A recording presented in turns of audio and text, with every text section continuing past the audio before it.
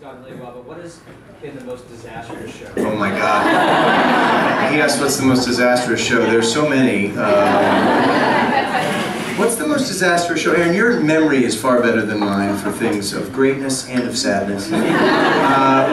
What show has been incredibly bad for you that you remember? The one we did. Remember that college show we did before the tour with Nick on drums? And it felt oh my gosh, yeah. We had a drummer who was a super nice guy, and we rehearsed with him, and it was incredible. And then the first show, he was on a different planet.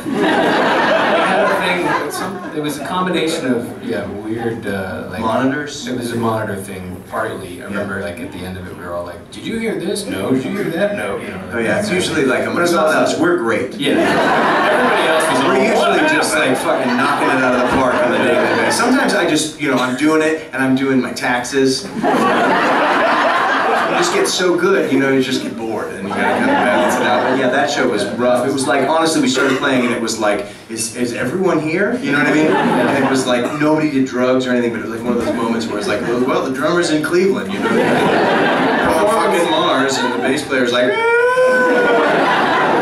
was rough. That was a pretty, performance-wise, that might be it. Or the time I fired the drummer on stage in Jacksonville. That was fun.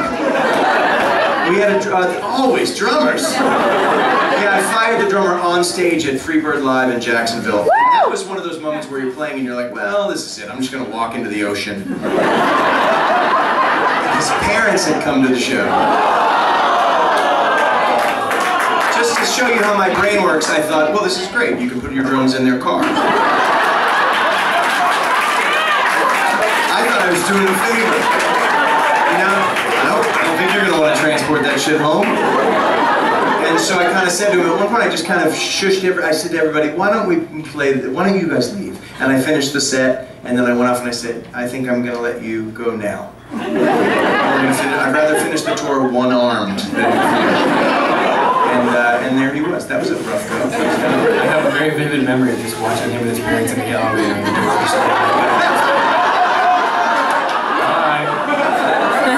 Sweet kid. Yeah, he was super sweet, and he was. He just got broken. I don't know what happened. See you later. And anyway, so that was a weird one. That's a good question. Thanks. That reminded us of trying times.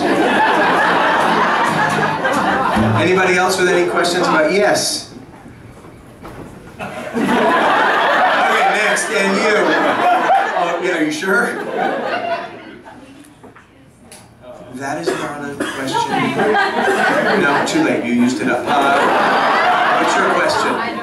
Have you ever written a song and you were trying it out where you thought oh, this is going to be really, really good, and then in the middle of it you were like, oh, dear God. Oh yeah. I have entire albums like that.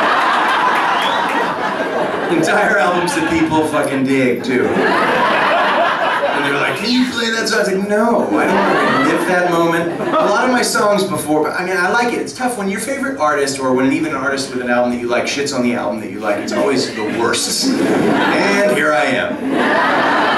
It just took me a really long time to figure out how I wanted to sound, and I feel like it's an evolution. And every record, sometimes I go back and I go, oh, that's really good, and sometimes you're just like, oh, like my first album, there's an Eddie Vedder thing going on. And it's really severe. I'm just like, this is what you sing when you got a mouthful of cotton. Do you know what I'm saying? And that's forever. That shit is forever. You can't on Spotify that.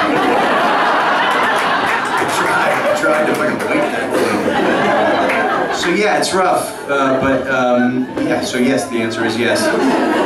Do you remember your question?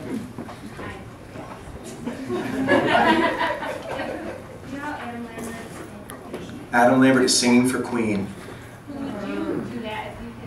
Oh my God. Does the person have to die for me to do it? Like, what are the parameters? Okay.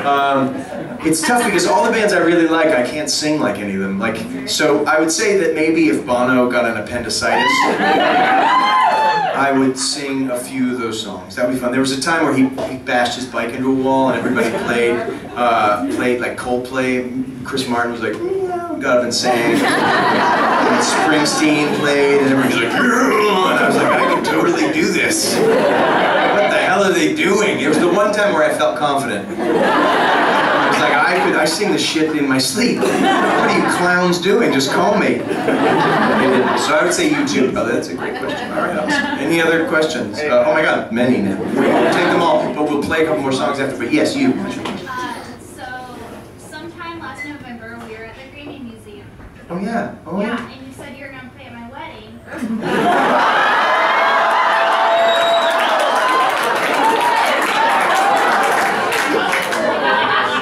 I didn't show up. Your directions were totally shit. I drove around for like 6 hours. Aaron will vouch for this. It's true. Sweating my fucking balls off in this suit. Trying so hard to be there for you. Finally, I just started crying. I ate an entire Entenmann's cake. And then I just passed out from a glycemic coma in Motel 6. So I don't know wherever your wedding was, but I'm sure it was incredible, but no one knew. Yeah, it was like a J-Lo wedding. Like I couldn't find it. So I tried. All right, anybody else want to give me grief? Say again, yes. May I spin the wheel? May I please spin the wheel? No, that wasn't the problem.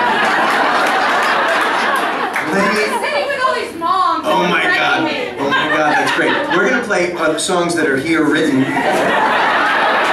But when we get to the place where we need you, I'm totally Right down. here? Oh my God, no, I know where you are. You're talking. And you're right in front of me. You don't have to even do that.